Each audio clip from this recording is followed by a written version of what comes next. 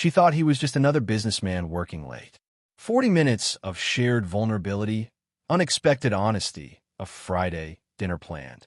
Then she saw his face on the evening news and learned what Biko Pa really meant.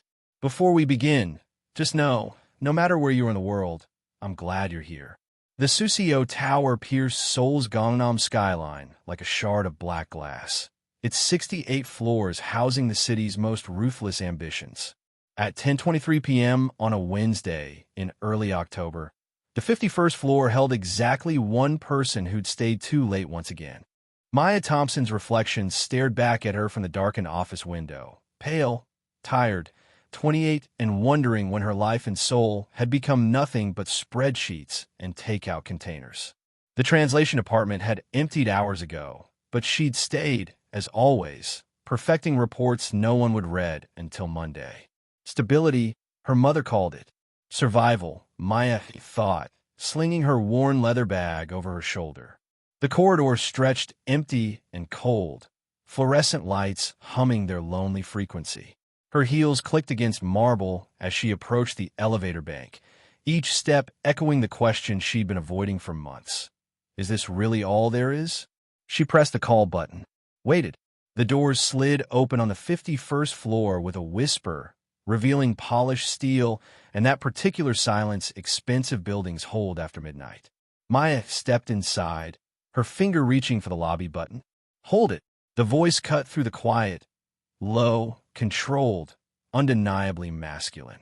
Maya's hand shot out reflexively, blocking the sensor. A man strode into the elevator with the kind of presence that made the spacious car feel suddenly intimate. He was tall, sharply dressed in a charcoal suit that probably cost more than her monthly rent, with black hair swept back to reveal a face that belonged on magazine covers. All clean angles and dangerous symmetry. A gold pendant gleamed at his throat, just visible above his crisp white shirt. The watch on his wrist caught the light, intricate and clearly expensive. But it was his eyes that pinned her in place, dark, assessing, carrying the weight of someone who'd seen too much and forgotten how to look away. "Thank you," he said, his English accented but flawless. He pressed the button for the garage level and settled against the opposite wall, maintaining a careful distance that somehow felt more deliberate than polite. Maya nodded, suddenly aware of her wrinkled blouse and the coffee stain she'd hidden under her bag strap. The doors sealed them in. The elevator began its descent. 51st floor. 50th. 49th. Then the world lurched. The elevator jerked violently, throwing Maya forward. Her bag hit the floor as she caught herself against the railing, heart hammering. The man moved with predatory quickness, one hand bracing against the wall, the other instinctively reaching toward her, protective, trained. The lights died. Emergency strips flickered to life along the floor, casting everything in dim amber. The digital display froze at 47. Silence, except for their breathing. "Are you hurt?"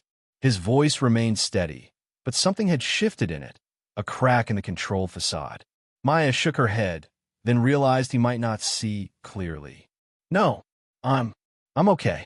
The man pulled out his phone, the screen glow illuminating his face in sharp relief. He pressed a button, held it to his ear, waited. His jaw tightened. "No signal," he said quietly. They were trapped. The emergency intercom crackled to life after the man pressed the red button for the third time. A board security guard informed them that maintenance was being called, estimated arrival 40 minutes, maybe more. Technical difficulties. Please remain calm. The line went dead before either could respond. 40 minutes, Maya repeated, sliding down to sit against the elevator wall. Her laugh came out hollow. "Of course." The man studied her for a moment, then did something unexpected. He shrugged off his suit jacket with practiced efficiency, folding it carefully before setting it on the railing. His white shirt was pristine, custom-fitted, the kind of garment that whispered wealth rather than shouted it. He lowered himself to sit against the opposite wall, legs extended, and for the first time since entering, he looked almost human. "I'm Joon-Seok," he offered. "Joon-Seok Kang. Maya Thompson." She tucked a strand of hair behind her ear. "Sorry you got stuck with me instead of an empty elevator. Better than being alone." His eyes caught hers in the amber glow, and something in them suggested he meant it. You work late often? Every night this week. Maya pulled her knees up, wrapping her arms around them. There's always one more report to perfect, one more translation to polish. My boss doesn't care, but I do. Stupid, probably. Not stupid. Joon-Seok's voice carried unexpected weight.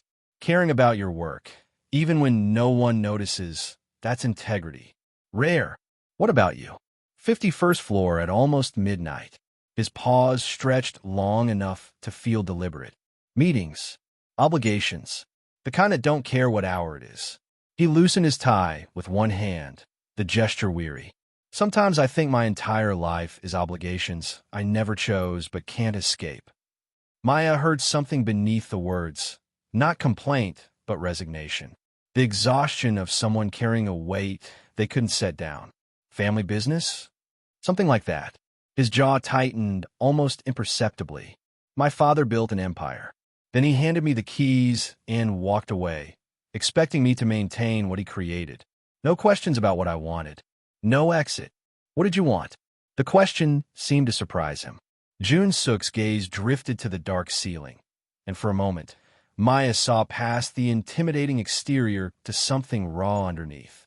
Once, I wanted to build things. Real things. Structures that would last. That meant something. Architecture, maybe. Creating instead of. He stopped himself, shook his head. Doesn't matter now. It matters, Maya said quietly. Dreams don't stop mattering just because we can't reach them. He looked at her, then really looked, and the intensity in those dark eyes made her breath catch. There was danger there, yes, but also recognition, as if he'd found something he'd stopped expecting to encounter. You're different, he said. Different how? Honest. Most people in my world, they wear masks so long they forget their real face. He shifted, and Maya caught a glimpse of something on his wrist as his cuff rode up. A thin, pale scar, precise as a signature. But her eyes had already moved back to his face. Maybe we're both just tired of pretending, Maya ventured. Joon-Seok's smile was barely there, but genuine. Maybe we are.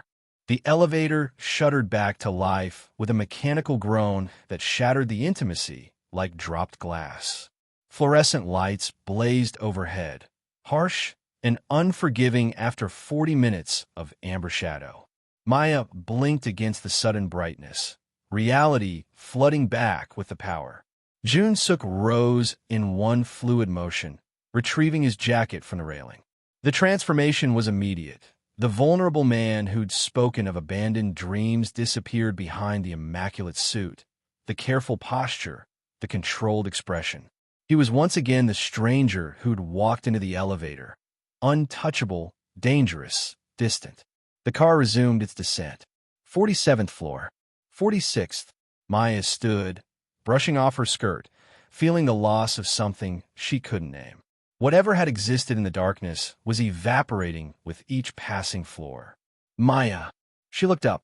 Joon-Seok had moved closer, near enough that she caught the subtle scent of his cologne, cedar and something darker, more complex. His eyes held hers with an intensity that made her pulse quicken. I'd like to see you again. Not a question, but not quite a command either. Something in between that left room for her choice, while making his intent absolutely clear. Every rational cell in Maya's body screamed caution. She didn't know this man. 40 minutes of conversation in a broken elevator didn't change that. The way he carried himself, the expensive everything, the careful way he'd avoided specifics about his work, all of it should have sent her running. But she was so tired of being careful, so exhausted by her small, safe, suffocating life. Dinner, she heard herself say. Friday, 7 o'clock. He produced his phone with the efficiency of someone accustomed to closing deals. Your number? Maya recited it, watching him enter each digit with precise taps. Her phone buzzed a moment later, a text containing only his name, Joon-Seok Kang. I'll send details Thursday, he said as the elevator chimed their arrival at the lobby. The doors opened onto gleaming marble and empty security desks. Dress comfortably. Maya stepped out, turned back. You're not going to tell me anything else about yourself? His smile was enigmatic, almost apologetic. Friday. I promise.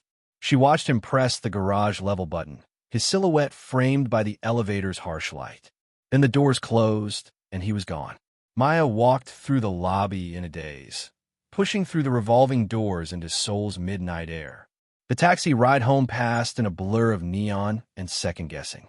What had she just agreed to? 3 levels below, the elevator opened onto the underground garage. Joon-Seok stepped out into concrete shadows, his phone already at his ear.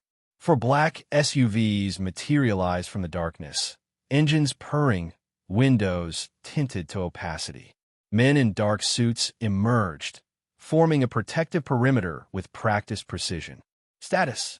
Joon-Seok's voice had shed every trace of warmth. Clean, Gom. No movement from Jebil tonight.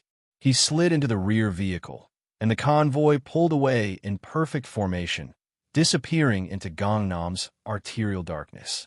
Above ground, Maya's taxi turned toward Itaewon, carrying a woman who had no idea what she'd just set in motion. Maya spent Thursday morning convincing herself she'd imagined the entire thing. Men like Joon-Seok Kang didn't ask women like her to dinner. The elevator had been a fever dream, a stress-induced hallucination brought on by too much overtime and too little sleep. Then her phone buzzed during lunch. Hanamdong, a car will collect you at 6:45. Dress as you are, perfect already. JK. Her hand trembled as she set down her coffee. It was real. He was real. And she had less than 30 hours to decide if she was brave or just reckless. She typed his name into Naver that night, sitting cross-legged on her apartment floor with her laptop glowing in the darkness. Joon-Seok Kang. Enter. The results were surprisingly sparse. A few business registrations for import-export companies, a mention in a charity gala guest list from 2 years ago, nothing substantial. Either he was incredibly private or incredibly careful. Maya told herself that was normal for wealthy people. They valued discretion, but her gut churned with unease she couldn't name.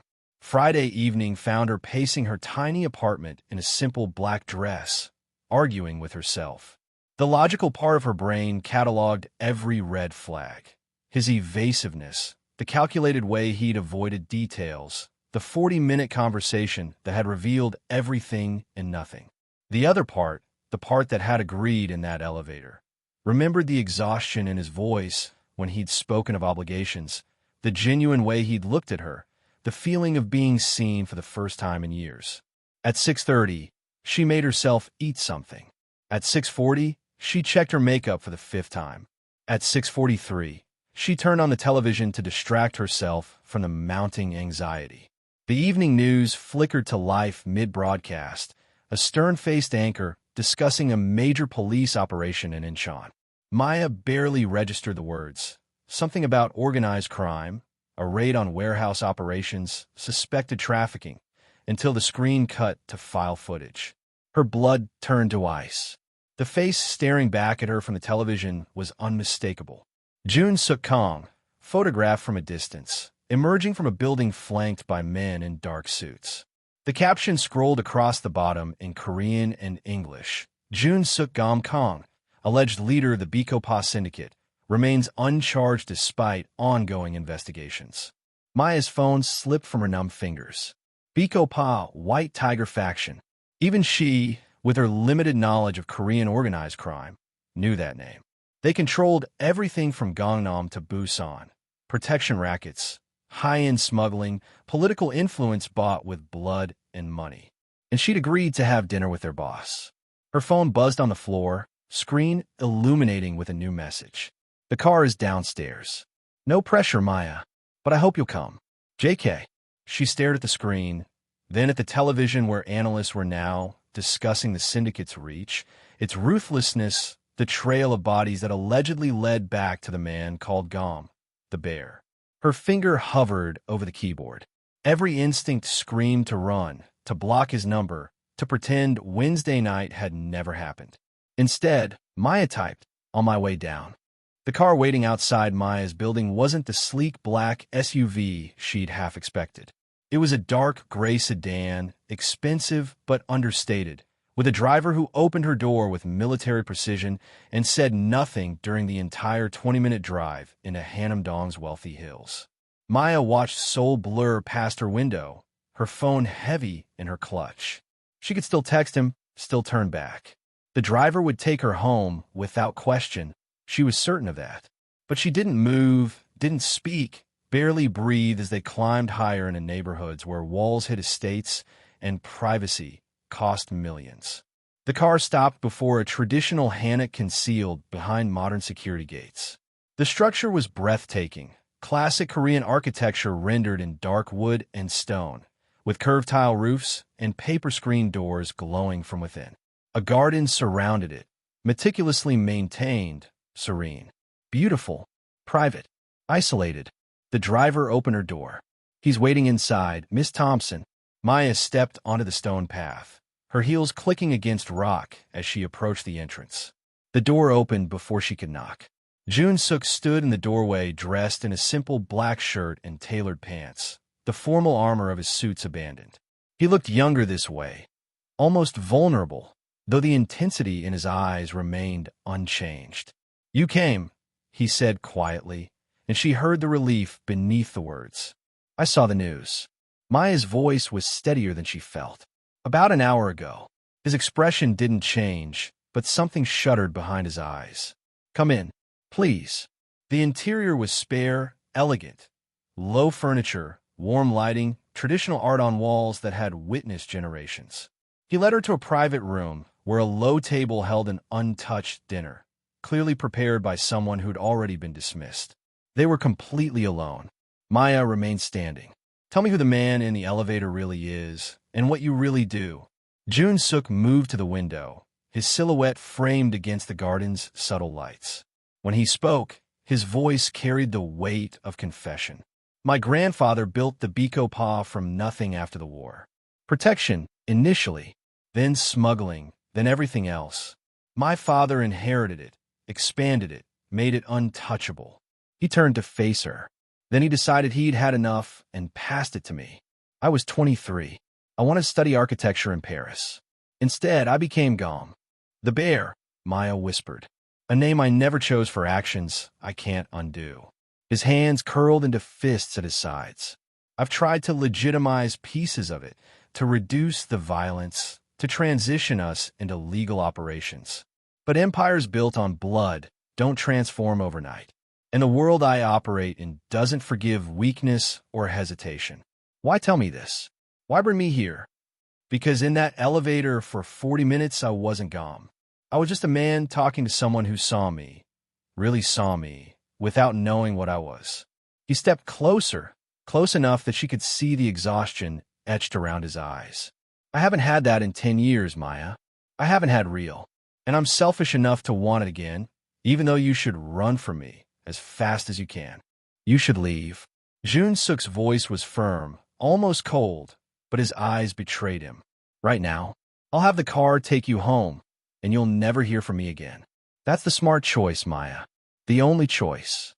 Maya stood frozen, her mind racing through every rational argument for walking out that door.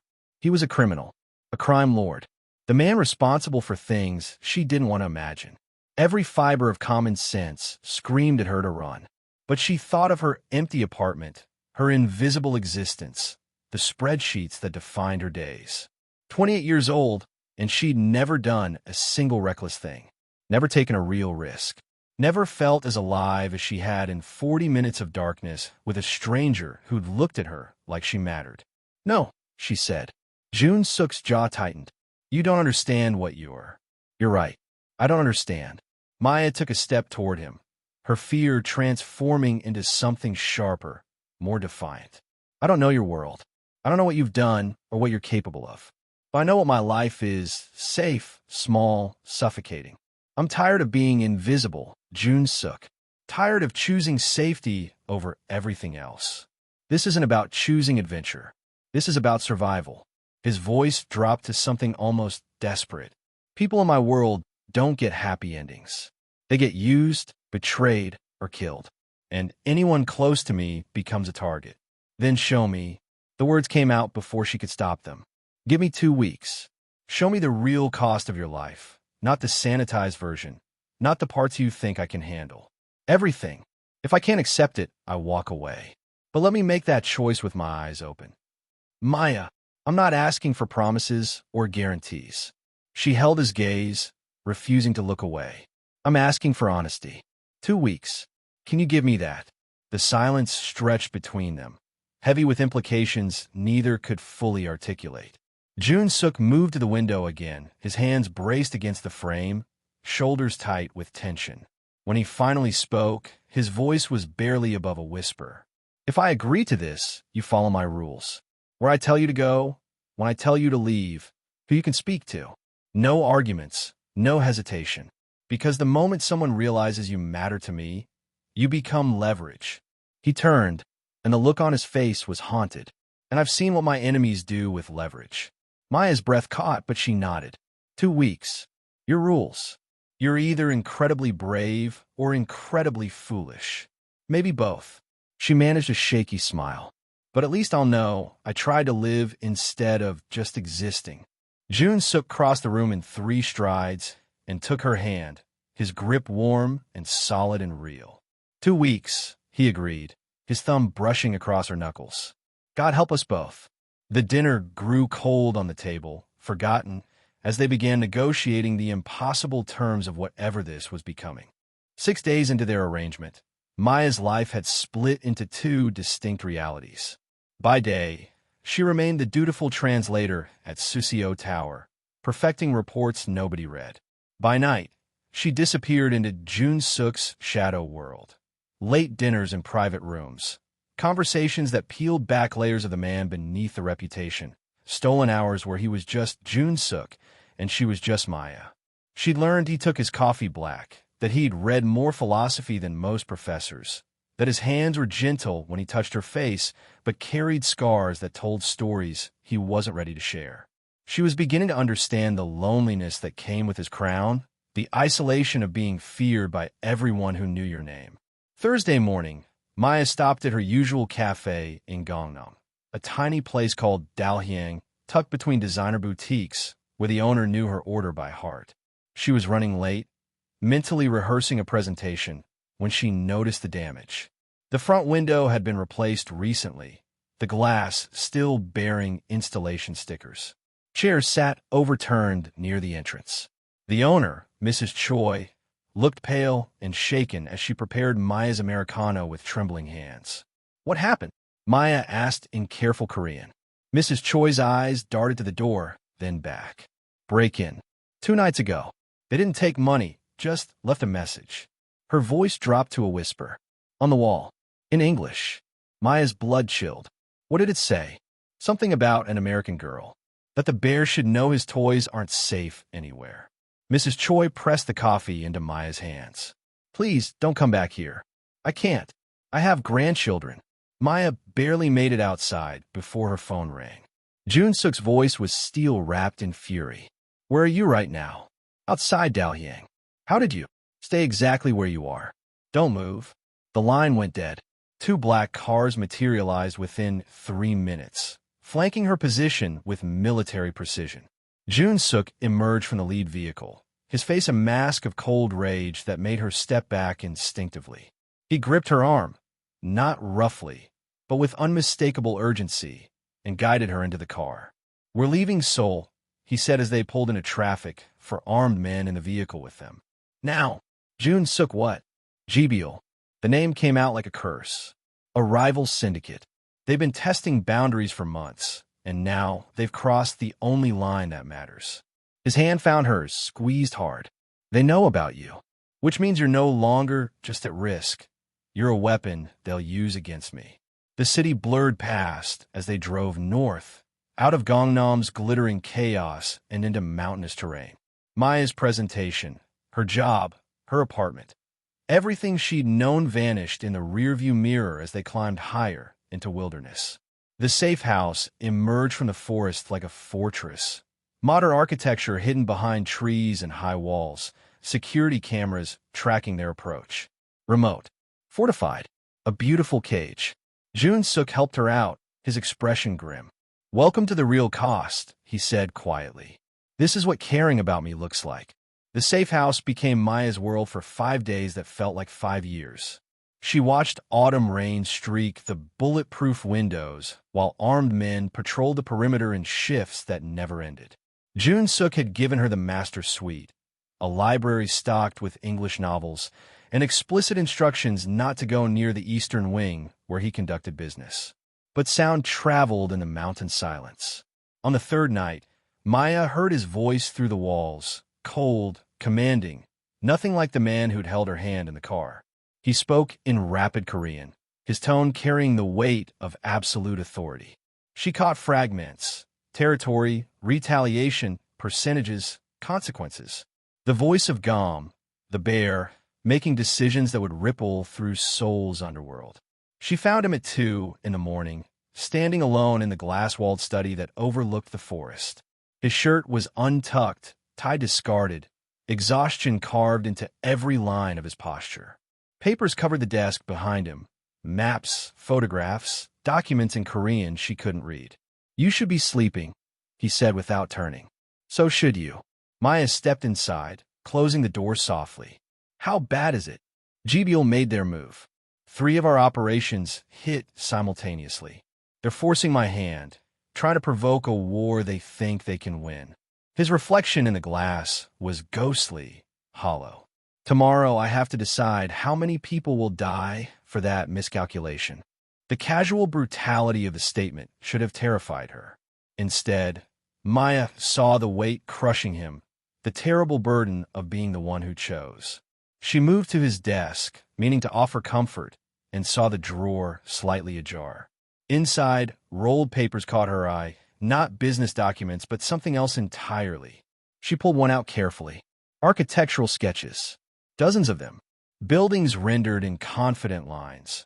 A museum with sweeping curves. A residential complex that married traditional Hanok elements with modern sustainability. A cultural center that seemed to grow organically from its landscape. Each one signed in the corner. J.K. "You kept them," Maya whispered. Joon-Seok turned, saw what she held, and something cracked in his expression. "Ghosts. That's all they are." "No." Maya spread 3 sketches on the desk, studying the vision they represented. "These are blueprints for who you wanted to be, who you still could be." "I'm a gangster, Maya. I make money from violence and fear. These dreams died the day my father handed me his empire. Then build a different empire." She faced him, the sketches between them like a bridge. "You said you're trying to transition into legitimate operations. What if you actually did it? Used your resources, your connections, your mind to create something real.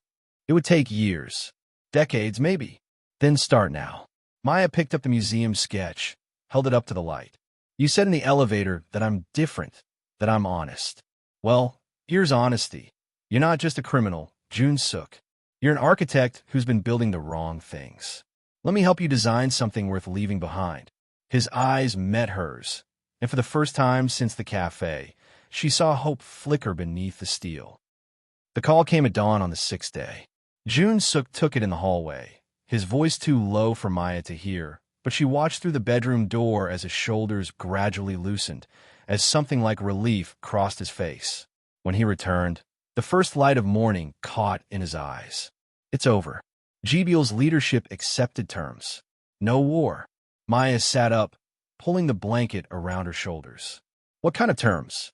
"The kind that cost me territory and money, but not lives." He sat on the edge of the bed, suddenly looking every year of his 32. "The kind that make me look weak to some of my own people. But the kind that let me keep my word to you. 2 weeks, and you'd see everything." It's been 6 days. Felt longer. His hand found hers in the blankets, fingers intertwining. "You can go home now. Back to your life. I'll have security watch you discreetly for a few months until things settle, but you'll be safe. Free." Maya studied his face, the careful neutrality that didn't quite hide the devastation underneath. He was letting her go, giving her the exit she demanded as part of their agreement. "What if I don't want to go?" she said quietly. Joon-Seok's composure cracked. "Maya, you've seen it now. The violence, the isolation, the impossible choices. This is my life. I can't offer you normal, dinners without armed guards, relationships without risk, a future that doesn't involve looking over your shoulder. I know. She shifted closer until their faces were inches apart. I've had 6 days to think about nothing else. And here's what I realized. I don't want normal. I want real. I want you. I'm in love with you. The confession tumbled out raw and unguarded. Desperately, impossibly in love with you. You're the only real thing in my life, Maya. The only person who sees Joon-Seok instead of Gom. And that's exactly why I should send you away. Because loving me will cost you everything. Maya cupped his face in her hands, feeling the tension in his jaw, the vulnerability he showed no one else. Then let's make it worth the cost.